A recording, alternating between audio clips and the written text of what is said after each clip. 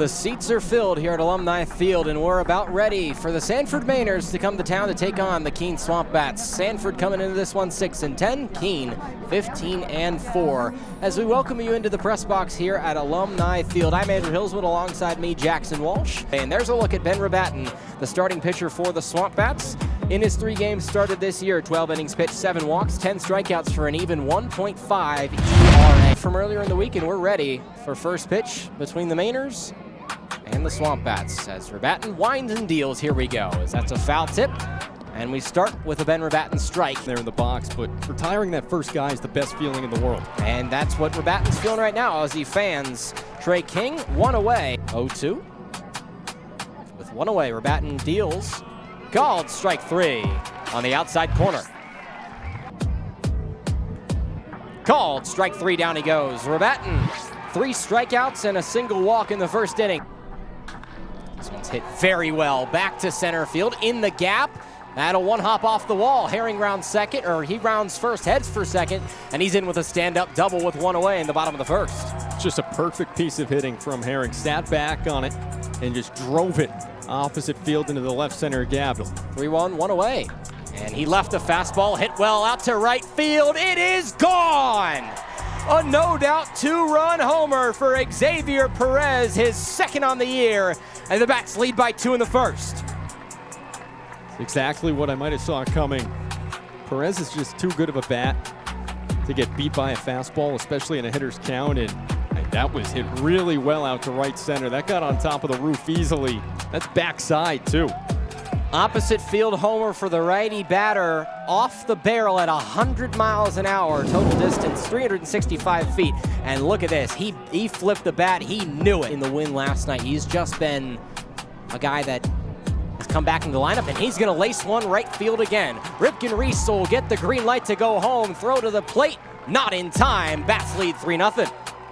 Another great piece of hitting, and thought off the bat we were going to have a play at the plate, but Strohmeyer was playing really deep out in right field. Easier to run. There he goes. This one's laced right to Herring, and they're going to double him up because Herring didn't really have to move. And Tupou's just going to pick it up and step on first. A double play. Now there's 2 away. 1-2-3, 1-2. And swing and a miss, strike 3. Rabatin now with 4 Ks on the day, and the Mainers have been held pretty quiet thus far. A fan of. So Andrew Bell grounds this one to the third base side. It'll get through the gap for a 1-out single from the man from Duke. Andrew Bell is on. He squares to bunt. A great bunt sidearm throw. Safe. Great speed from the leadoff hitter O'Brien off of a nice throw from Cole McGinnis, but just beat him back in. It is interesting, but... And it seems to work as there's an off-speed pitch, pulls the string on Kirtley in strike number 3. Since been removed. They were on leashes, which is usually good. 2-2 on the way. Swing and a miss on that slider. And around the horn goes Schuyler. 6 strikeouts beyond 1 team, but then I looked a little closer. High fly ball, right center field. Racing after it is Herring at the wall. And a jumping attempt. And that'll go over the wall for a home run. O'Brien sold out for it, but it's a solo shot with 2 away for Trey King, and it's a 3-1 ball game. That was close. First one of the summer for Trey King. A good piece out to right center. The only part that ball's going to get out in that spot, but you got to play to where you are, and that's right. That's great for Sanford. 2-2 again. Back pick called strike 3, and back in safely is Senhai, but it doesn't matter because Schaff goes down on strike. Future games. First pitch to Xavier Perez is hit high and deep out to left center field. Back at the wall. See ya! How about 2 on the day for Xavier Perez? And his 3rd as a SwampBat in 2025. This guy cannot stop hitting home runs. 4-1 early in this game. He knew it off the bat, too. Didn't hustle down that line because he hit it and just watched it fly to dead center. Mucciarone tried to surprise him maybe a little bit with that first pitch off speed, but Perez was ready for it, and what a night he's having. 2-1, laced down the first base line and fair for at least a single as Strohmeyer picks it up and holds Tupou at first. And you prefer 3. The 0-2 breaking ball, cut on and missed. Hooker comes in and delivers a strikeout. There's one out in the fourth. Well, that'll help. Line of native as runners are on the move. He went around the throw to second. Gets Strohmeyer by plenty. He didn't even get down to slide. There's a strike on the pitch, so strike two, and then Strohmeyer thrown out at second. Get the runner to third. 2-2 and it's not gonna breaking matter. ball, caught him looking. Jake Hooker comes on and delivers two strikeouts. We head to the bottom of the fourth. Keene with a 4-1 lead. At second to Kirtley. The 1-1 to Herring. Swung on, laced into right center field. That could be extra bases. Herring rounds second. He'll head into second. Rounded first, excuse me. The throw to second is not in time. It's a two-out double for Jack Herring. Well, I talked about it a little bit earlier with Herring, hard contact that is found opposing gloves in the outfield. Now we're seeing Herring put it together, two doubles. The 0-2. Called strike three, a three-pitch strikeout for Jake Hooker. Three consecutive punch-outs for the righty out of Xavier. Hooker to the plate, got him swinging. Four straight strikeouts for Jake Hooker, and there's two down in the fifth. Hooker to the plate. Half pops it up. Reset second, camped under it, and he's there for out number three.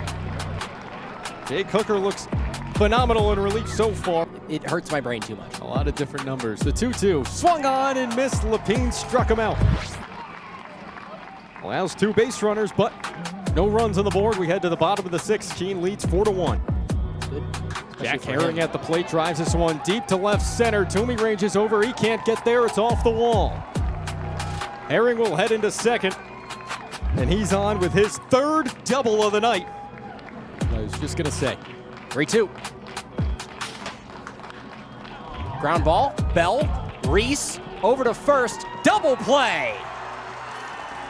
And Ben Dean is fired up, as fired up can get, as he struts off the mound. Keene keeps their 3-run lead as we head to the home half of the seventh. It's been fantastic. 3-2, runs inside, he avoids it, and he'll draw a one-out walk. Send him. 3-1, or 3-2 is inside, so two consecutive walks. Game at 261. Here's the 3-1 as that one runs inside, and he'll take a walk.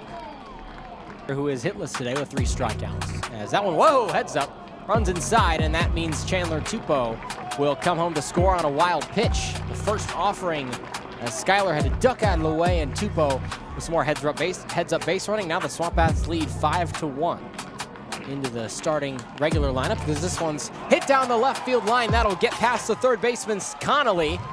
They'll send Romano home, and it'll be a 2 RBI single for TJ Schuyler as he drives in his second and third runs of the year, and the Bats lead by 6. It's 7-1. As he waves at strike 3, down he goes. League at the mid-90s and just stays up there, especially when you have that well, to yeah, go with it. that helps too. Called strike 3, that's 2 Ks, and the first backwards K for Ben Dean. And 1-2 on its way from Ben Dean, kicks and delivers. Called strike 3, down he goes. 3 Ks for Ben Dean in the 8th. 2 strikes, pitch on its way to Pitts. And that's ball 4.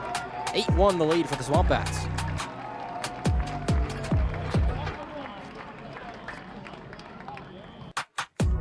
That one gets by, and that'll score another run as Xavier Perez jogs home. It's 9-1 in favor of the SwampBats.